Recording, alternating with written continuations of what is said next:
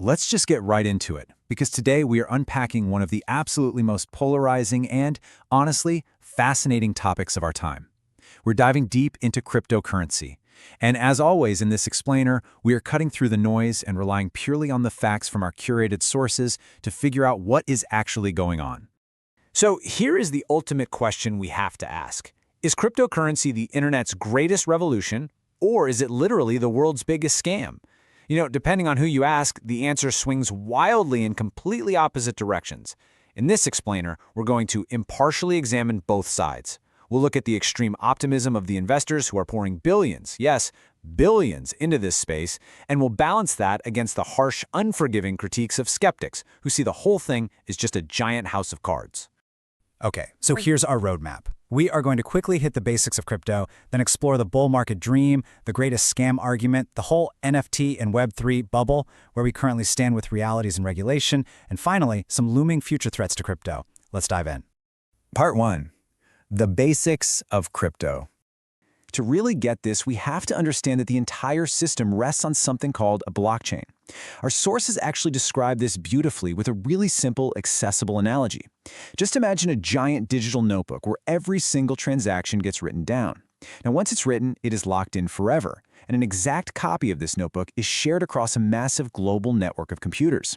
Because everybody has a copy, nobody can just erase an entry or cheat the system. If someone tries to secretly alter their notebook, the rest of the network basically just looks at it and rejects it. Right, so how do you actually store this digital money? Well, you use a crypto wallet, but you immediately face two very distinct choices. First, you've got a hot wallet, which stores your cryptographic keys online. It's super convenient, it's easily accessible, but you guessed it, it's vulnerable to hackers. On the flip side, you have a cold wallet. This stores your keys completely offline, usually on a physical hard drive. It's way safer from digital theft, but it introduces a really human problem. What happens if you just lose the physical drive? Which brings us to this staggering number, 8,000. Our sources share the tragic yet honestly unforgettable anecdote of a man named James Howells. Apparently, his ex accidentally threw away a hard drive containing his cold wallet. That single drive held 8,000 bitcoins. Today, that drive is buried somewhere in a local landfill, and those coins are essentially lost forever.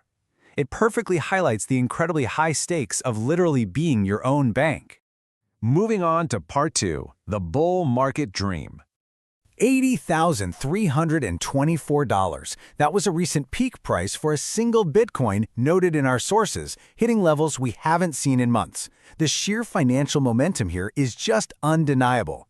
For the bulls, they see this massive price action as solid proof. To them, the market is validating the underlying technology and rewarding the early believers who stuck it out.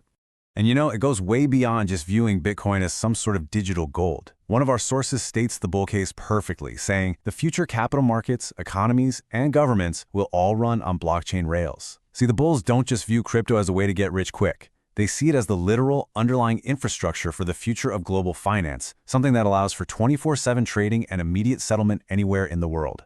And the crazy thing is, this isn't just theory anymore. Traditional, institutional adoption is happening right now as we speak. You've got Western Union launching stablecoins on the Solana network. The DTCC, which by the way processes over $100 trillion annually, is targeting a tokenized securities platform. And institutional firms are raising millions, like Capital B raising $1.3 million just to hold Bitcoin in their treasuries. For the optimists out there, this embrace by traditional finance is the ultimate validation. All right, Part 3. The greatest scam argument. Now, we have to flip the coin, because critics are absolutely brutal in their assessment. Our sources highlight quotes like this one, literally calling cryptocurrencies decentralized Ponzi schemes. They only make money because some other sucker lost more. Skeptics argue that because these digital currencies don't produce earnings or pay dividends like a traditional company would, the entire ecosystem is just a mechanism fueled purely by new money coming in to pay off the early investors. So the absolutely crucial point here is the harsh juxtaposition between what was originally promised and what actually got delivered. The ideal was this utopian, decentralized, peer-to-peer global currency completely free from banks and government manipulation. But the reality, at least according to the critics, it's a highly volatile, get-rich-quick casino. They argue it's heavily manipulated by massive venture capital firms who buy in early, hype up the projects, and then basically dump their tokens onto unsuspecting retail buyers. Part 4, the NFT and Web3 bubble. $69.3 million. Just let that sink in for a second. That staggering figure was the final auction bid for a digital artwork by an artist named Beeple. This singular, massive event was the catalyst for an absolute mania. Suddenly, non-fungible tokens, or NFTs, were everywhere. You had celebrities buying cartoon apes for hundreds of thousands of dollars, and influencers heavily promoting them to their followers, often, by the way, without even disclosing their own financial stakes. And then came Web3 and play-to-earn gaming. The promise here was wild. Play a video game, like Axie Infinity, and literally earn a living wage doing it. For a brief moment, managers actually were making $6,000 a month just renting out digital characters. But the reality was incredibly dark. As the hype inevitably faded, the token value plummeted 99%.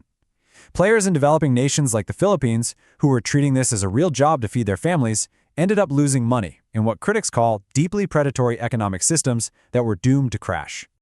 Historically, if you zoom out, this all builds in very clear cycles. In 2009, we had the birth of Bitcoin. In 2015, Ethereum came along and introduced programmable smart contracts. Then in 2017, we saw the massive ICO, or initial coin offering craze. And of course, in 2021, the giant NFT boom. Skeptics argue this timeline doesn't actually show innovation. Rather, it shows an industry that constantly invents shiny new narratives, from currencies to smart contracts to JPEGs, just to ensure fresh money keeps flowing into the machine to keep the bubble inflated. Part 5. Current Realities and Regulation. So where do we actually stand today? Right now, there is a massive push for regulatory guidance in the U.S. You've got legislation like the proposed Clarity Act, which is basically trying to finally define the exact rules of the road. Meanwhile, traditional banks are pushing back against compromises that would allow consumers to earn yields on their stablecoins. And at the exact same time, we're seeing high-profile politicians controversially launching their own digital meme coins. Now, our sources point out, completely neutrally, regardless of political affiliation, that these specific coins have already plummeted over 90% in value, acting as massive distractions that severely hurt the broader market's credibility. But here is the absolutely crucial takeaway when we look at the actual volume. Despite all the wild headlines about meme coins crashing and massive Bitcoin rallies, an estimated 75% of all crypto trading volume is actually in stablecoins. These are digital assets that are pegged directly to the US dollar. So the vast majority of real money volume isn't even chasing wild speculative bets right now. It's simply sitting in stable digitized cash, just waiting on the sidelines for some regulatory clarity. Finally, Part 6. Future threats to crypto. We got to talk about a looming technological threat. Our sources highlight a recent white paper from Google's quantum AI team. The frightening takeaway here: quantum computers might actually be able to crack crypto security algorithms up to 20 times faster than anyone previously thought. This directly threatens the actual cryptography, the incredibly complex math that gives cryptocurrency its name and its supposedly impregnable security.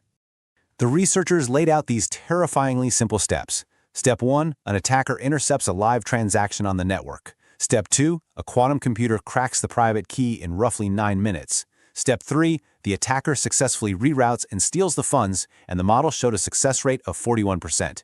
It is a genuinely scary prospect. However, to be completely fair to the space, the crypto community is hyper-aware of this. Major networks like Ethereum and Algorand are already heavily researching and testing post-quantum algorithms to upgrade their networks before this threat becomes a reality. Which brings us right back to where we started, but obviously with a whole new perspective. So, what do you think? Will cryptocurrency adapt, survive the incoming regulations and these quantum threats, and truly become the secure, decentralized future of global finance? Or is it inevitably going to collapse under the weight of its own technological limitations, volatile hype cycles, and economic flaws? The data from our sources leaves us with incredibly compelling arguments on both sides. Thanks so much for joining me on this deep dive in our explainer today. Keep learning, keep questioning, and I will see you next time.